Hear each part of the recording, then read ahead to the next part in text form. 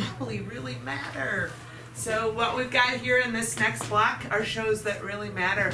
To start off, we have John Boaz, and his show is entitled Spalding Gray. What could that possibly mean? Anyway, we welcome to the stage John Boaz.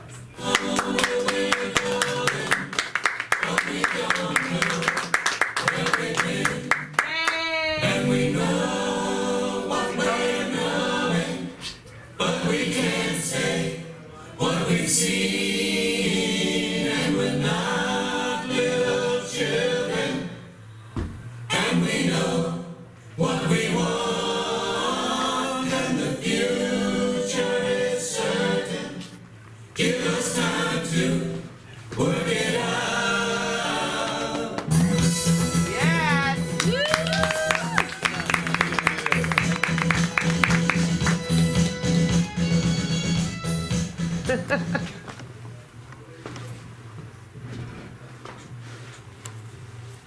Good evening. Thank you for being here this evening.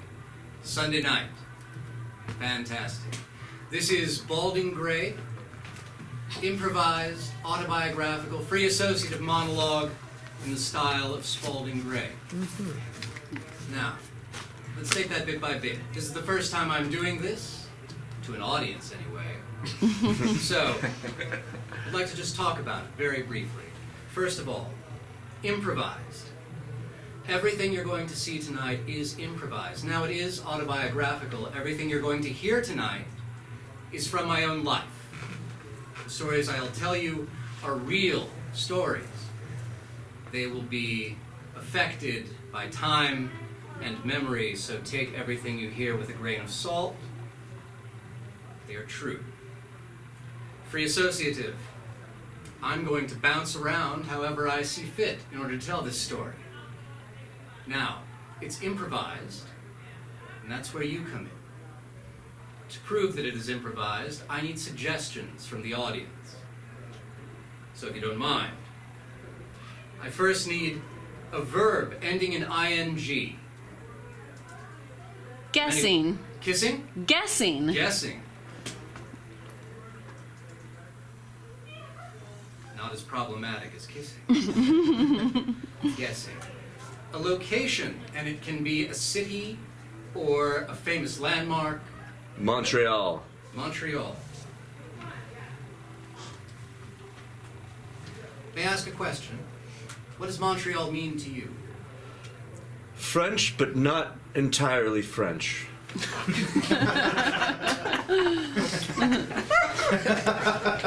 You're suddenly regretting not getting kissing.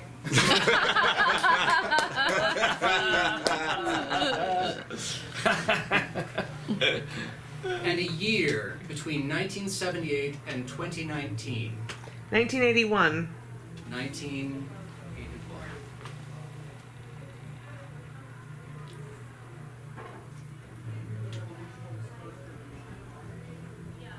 I now present Guessing in Montreal.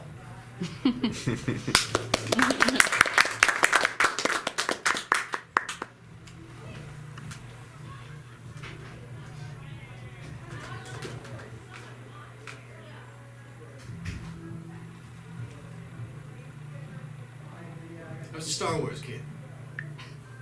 A huge fan of Star Wars.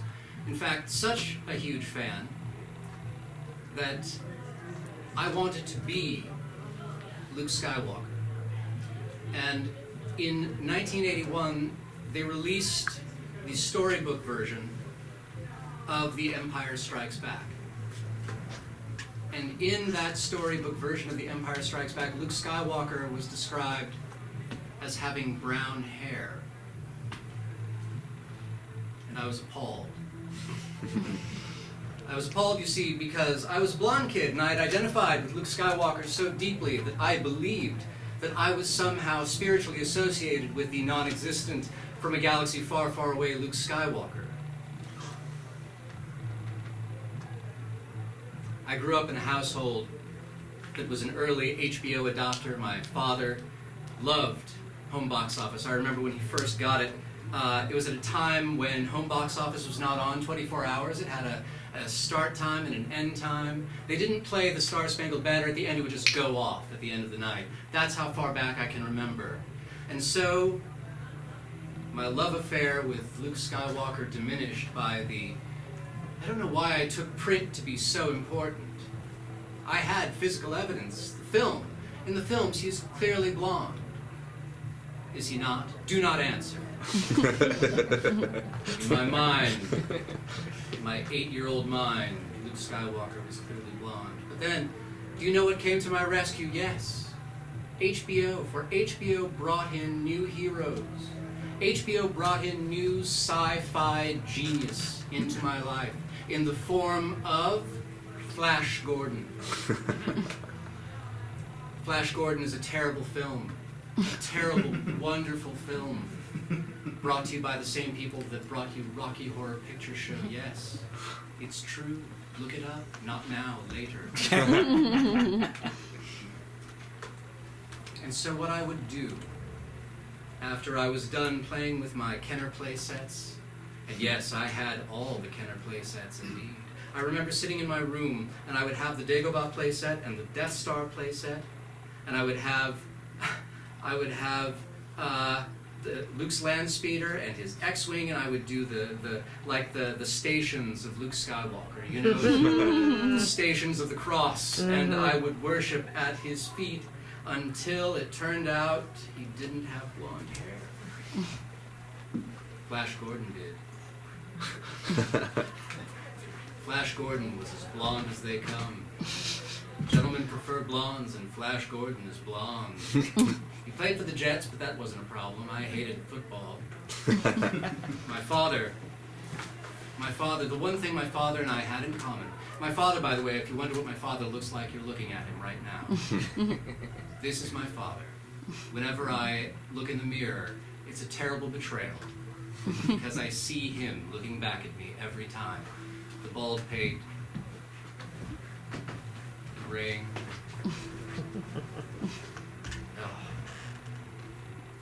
Terrible. My father's a huge football fan.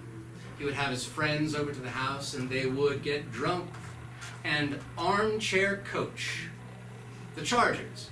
Of course, the Chargers, because we're in San Diego. He's from San Diego, I'm from San Diego, we're all from San Diego. And by from San Diego, I mean from San Diego.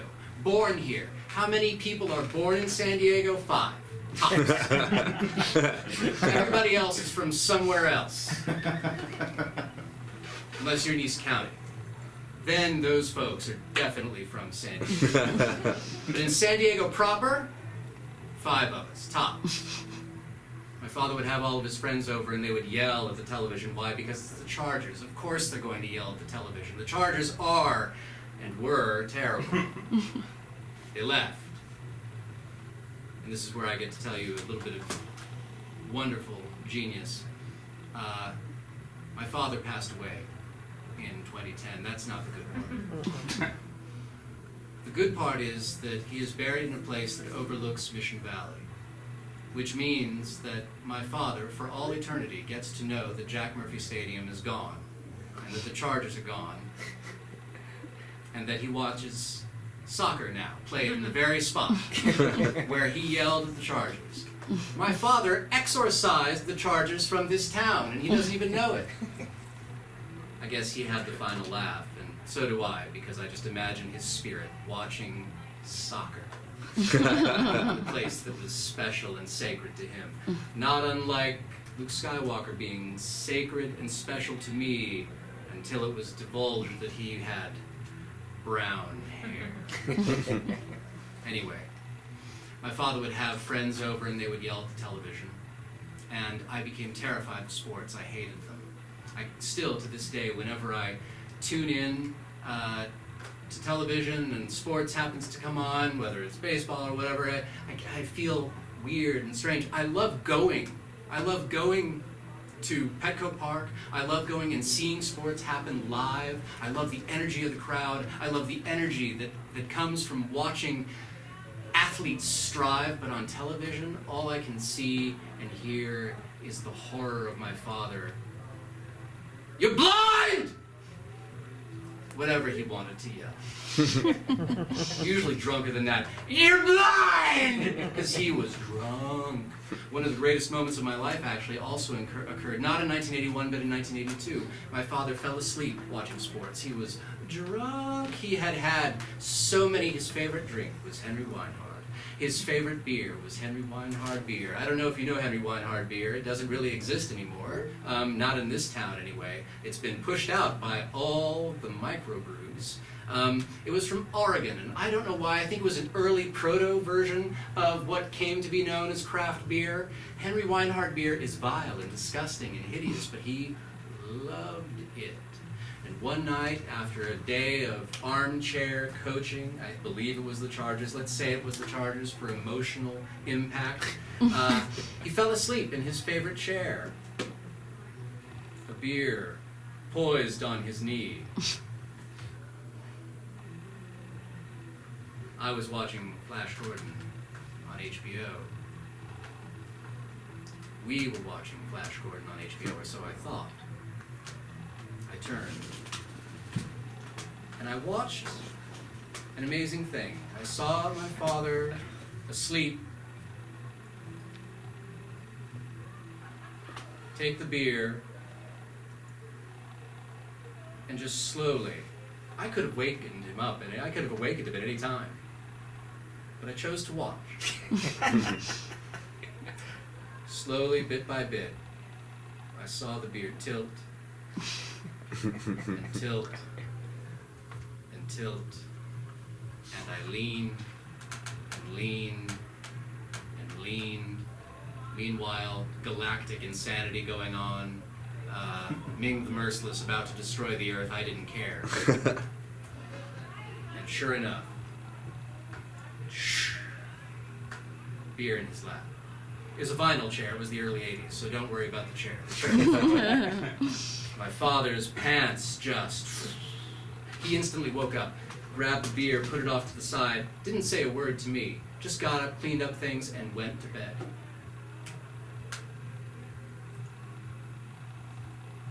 My father had brown hair. Luke Skywalker is blonde. Mm-hmm.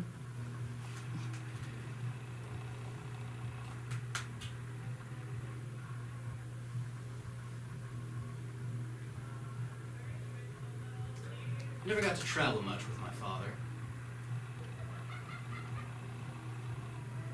You would think that a man who loves sports so much would be sure to take his son and travel around and go to ballparks and such. Went to Jack Murphy Stadium occasionally. I call it Jack Murphy, I'm sorry, I'm old. Qualcomm, as it was colloquially, the naming rights, it was colloquially known as Qualcomm, and then, what didn't San Diego Credit Union purchase it? Something to that effect? San Diego County Credit Union?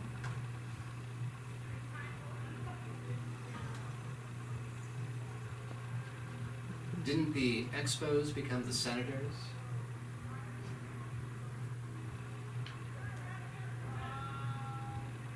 Things are never what you think they are, right? This man,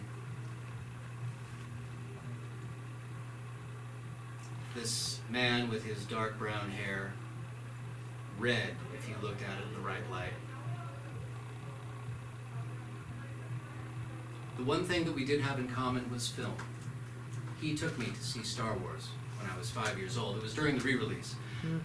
Star Wars, by the way, came out on my 4th birthday.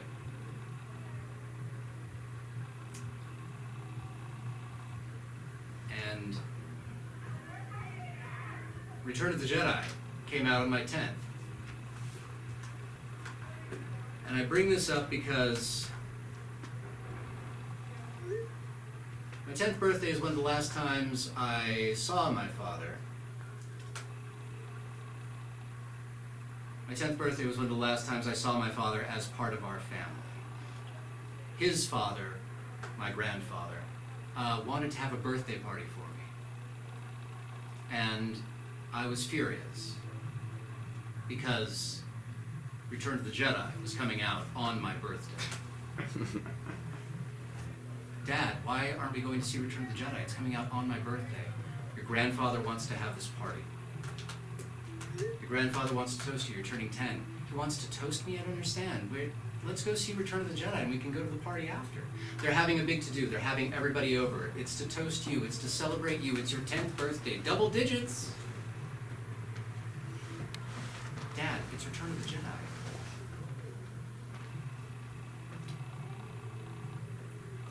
They had the to-do, they had the affair, they had the big gathering, I went. My grandfather loved slides. If you've seen Mad Men, you know the carousel, where they show it up on the big screen, and Don Draper talks about a life where you're loved. You can go home and you ride the carousel, it's a children's ride. That's what he did for me that day, my grandfather. He showed scenes from every part of my life to that point, and I was only 10. He had really been paying attention and following. He loved me very much.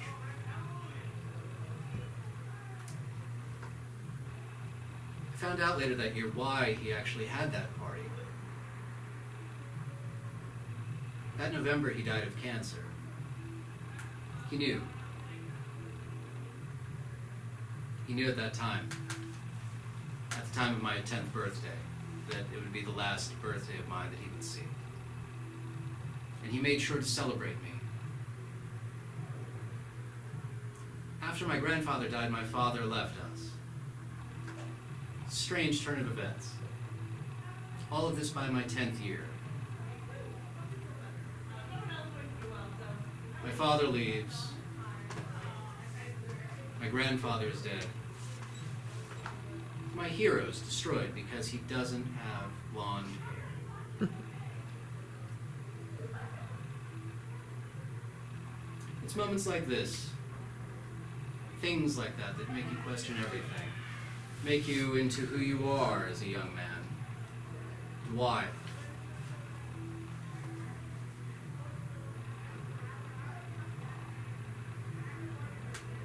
What is blonde hair?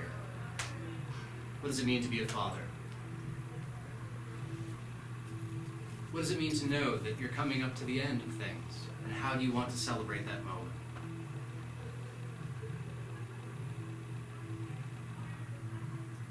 These are the things we try to find out throughout our lives.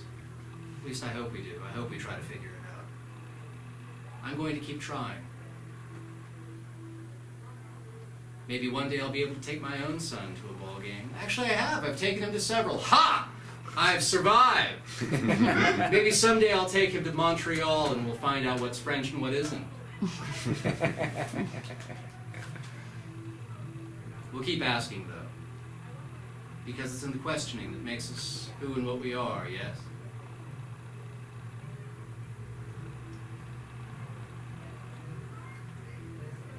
Just a final thought before I send you all off into the genius that is Dee Dee Sinclair.